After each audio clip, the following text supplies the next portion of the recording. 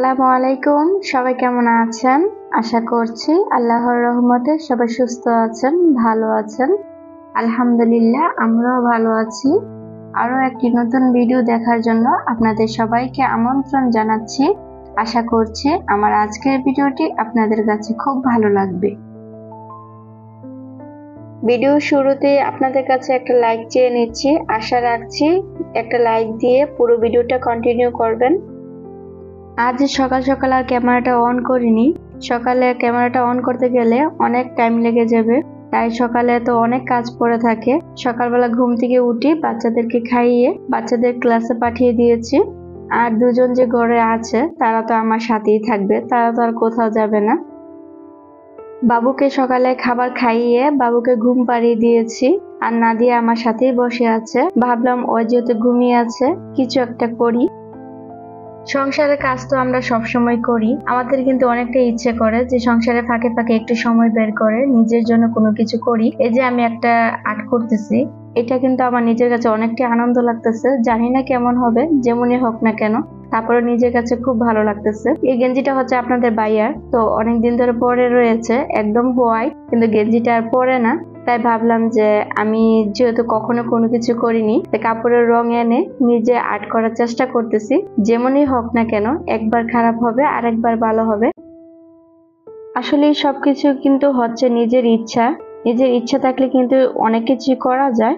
আমরা যে কোনো কিছু শিখতে যাই না কেন, প্রথম অবস্থা কখনোই হবে না, আস্তে আস্তে যায় ঠিক হবে। তো চেষ্টা করলে উপায় হয়। একবার দুইবার তিনবার খারাপ হতে হতে 3-4বারের মাথায় ঠিকই ভালো হবে। কাপড়টা যেহেতু হোয়াইট, তাই দুই পাশে দুইটা রঙিন মতো একটু আর্ট করে নিয়েছি। জানি না দেখতে কেমন লাগতেছে, আর অবশ্যই আপনারা কমেন্ট করে কিন্তু জানাবেন আমার কাপড়টা আর্ট করা কেমন হচ্ছে। আর এখানে হচ্ছে আমি আমার হাজবেন্ডের নাম লিখে দিচ্ছি। তো গেঞ্জির মধ্যে কিন্তু নিজের নাম থাকলে মানে দেখতে ভালো লাগে বা অন্যরকম একটু ফিনিশ লাগে। আমি তো আর কখনো লিখিনি, এই ফার্স্ট টাইম। তো ফার্স্ট টাইমে আমার এই তো আর্ট করাটা কেমন হয়েছে অবশ্যই কমেন্ট করে জানাবেন। জানি না কতটুকু খারাপ হবে, খারাপ হলে কোনো সমস্যা নাই, ফেলে দেব। তারপরও তো আমি যে নিজে করতে পেরেছি, এটি আমার কাছে অনেক কিছু। নামটা আমি প্রথমে ছোট হাতে লিখতে চেয়েছিলাম, পরে দেখলাম না, ছোট হাতে লিখলে দেখতে খারাপ লাগবে, তাই পুরোপুরি বড় হাতে লিখে নিলাম। একটা নতুন কোনো কিছু কাজে হাত দিলে মনে হয় না ওই কাজটা থেকে আর উঠতে ইচ্ছে করে। যতক্ষণ কমপ্লিট না হবে ততক্ষণ আর অন্য কাজে হাত দিতে একদমই ইচ্ছে করে না। এটা শেষ কখন করব আর কখন ছাড়বো, ওই প্যারাশানিতে থাকি। এই যে একটা রং করতে গিয়ে এটার মধ্যে পড়ে আছি, ওদিকে যে আমার রান্নার টাইম হয়ে গিয়েছে সেটা কিন্তু একদমই মাথায় নেই। তারপর কি করার, যখন দেখলাম ঘড়ির টাইম 12টা বেজে গিয়েছে, তখন তাড়াতাড়ি করে সব ফেলে দিয়ে আবার চলে আসলাম কিচেনে। তো কিচেনে এখন সবকিছু কোটাবাচি করে নিচ্ছি। আমার সাথে যদি একজন লোক থাকতো হয়তো বলতাম যে আমার রান্নাটা করে দেওয়ার জন্য। তো যেহেতু আমার সাথে কোনো লোক নেই, কোনো হেল্পিং হ্যান্ড নেই, তো আমার কাজটা তো আমাকেই করতে হবে। তাই চেষ্টা করি টাইম টু টাইম করার। আর যদি একটু রান্নাটা দেরি হয়ে যায় তখন কিন্তু বাচ্চাদের পড়ার টাইমটাও মিস হয়ে যায়, কারণ বাচ্চারা এখন এসে নামাজ পড়ে তারপরে খাওয়া দাওয়া করবে, খাওয়া দাওয়া করার পর আবার চলে যাবে প্রাইভেটে। তো তখন যদি টাইম মতো খাবারটা না পায় তখন বাচ্চারা না খেয়ে যেতে হয়। তাই সবকিছু মানে ম্যানেজ করার টাইম মতো ম্যানেজ করার চেষ্টা করি। আচ্ছা, এই পর্যন্ত আমার ভিডিওটা আপনারা কেউ দেখছেন কিনা আমি জানি না। যদি কেউ দেখে থাকেন লাইক দিতে ভুলে যান, প্লিজ আপুর একটা লাইক দিয়ে দিবেন। আর আপনি যদি আমার চ্যানেলে নতুন হয়ে থাকেন, আমার ভিডিও দেখে যদি আপনাদের কাছে ভালো লেগে যায় বা এরকম ভিডিও যদি দেখতে চান, চাইলে আমার চ্যানেলটাকে সাবস্ক্রাইব করে রাখতে পারেন। আর পাশে থাকা বেল অল অপশনে ক্লিক করে রাখবেন, এতে করে আমি যখনই ভিডিও ছাড়বো সাথে সাথে নোটিফিকেশন পেয়ে যাবেন। একটা চুলাতে মাছ ভেজে নিচ্ছি আর আরেকটা চুলাতে আমি হচ্ছে ভর্তা করে নিচ্ছি। ভর্তাটা হচ্ছে আমি করব বেগুন দিয়ে আর যে চেপা শুটকি দিয়ে।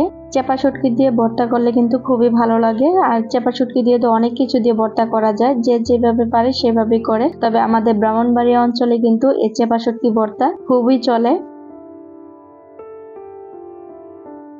এর আগের ভিডিওতে আমার অনেক আপুদের কমেন্ট পড়তে পারিনি, তবে আজকের ভিডিওতে আমার এই আপুদের কমেন্ট কিছু পড়ে নেব।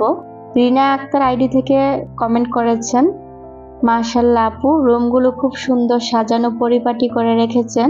এই আপুটার জন্য অনেক অনেক দোয়া রইল। দীর্ঘ 12 বছর পরে আল্লাহ পাক সন্তান দিয়েছেন। আল্লাহ পাক যেটা করেন ভালোর জন্যই করেন। আপনার কথাগুলো অনেক ভালো লাগলো। থ্যাংক ইউ সো মাচ আমার মিষ্টি আপু এত সুন্দর করে একটা কমেন্ট করার জন্য। আসলে কি বলবো, আপনারা এটা শুনে আপনারা সবাইও অনেক দোয়া করেছেন বা অনেক ভালো কমেন্ট করেছেন, দেখে খুব ভালো লাগলো।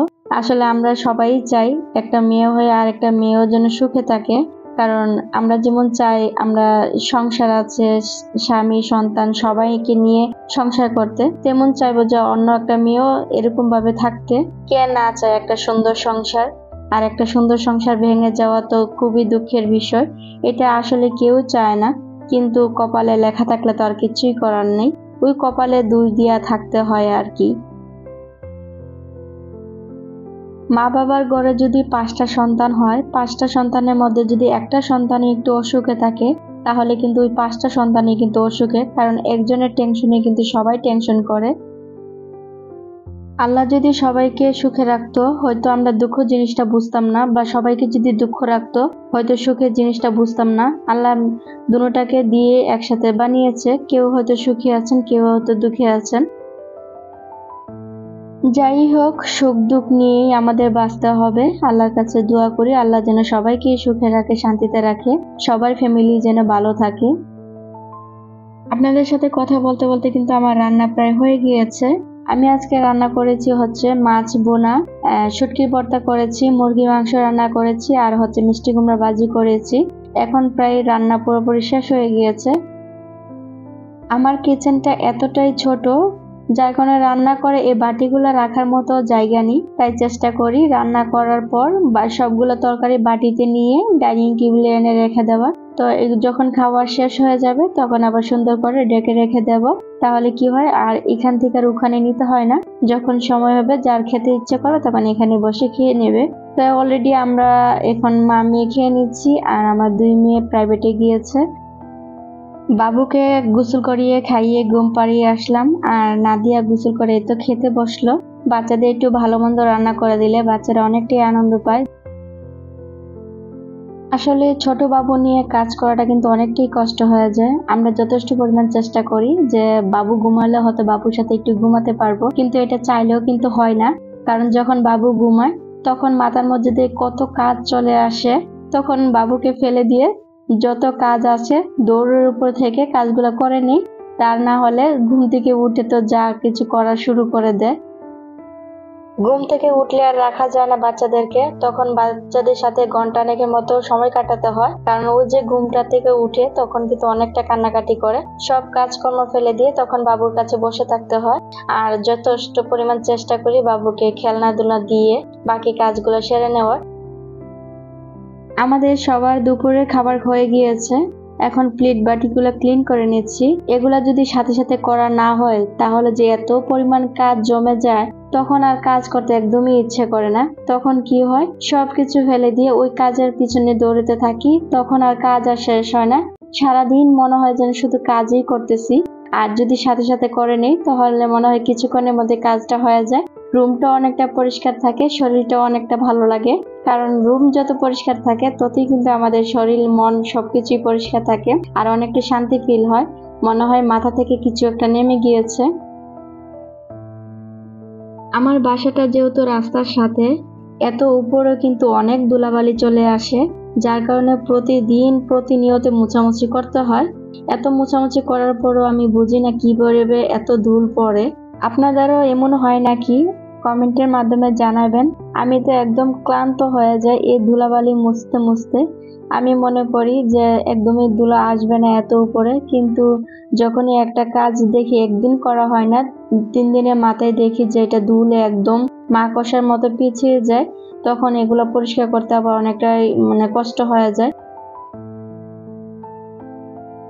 এখন তো বিকেল হয়ে গিয়েছে, এখন যেহেতু বাচ্চারা খেলাধুলা করতেছে, তাই ভাবলাম যে এখন যেখানে ধুলাবালি পড়ে আছে, যে কাজটা পড়ে আছে সে কাজটা করে নেব। কারণ আমাদের সময় হচ্ছে বাচ্চারা যখন খেলাধুলা করবে, যখন ঘুমাবে, তখনই হচ্ছে আমাদের কাজ। তাছাড়া কিন্তু বাচ্চাদের সাথে সময় কাটাতে হয়। আর বাচ্চাদের সাথে সময় না কাটাতে পারলে কিন্তু বাচ্চাদেরও ভালো লাগে না। তখন বাচ্চারা কি করে, মোবাইল চেয়ে বসে থাকে।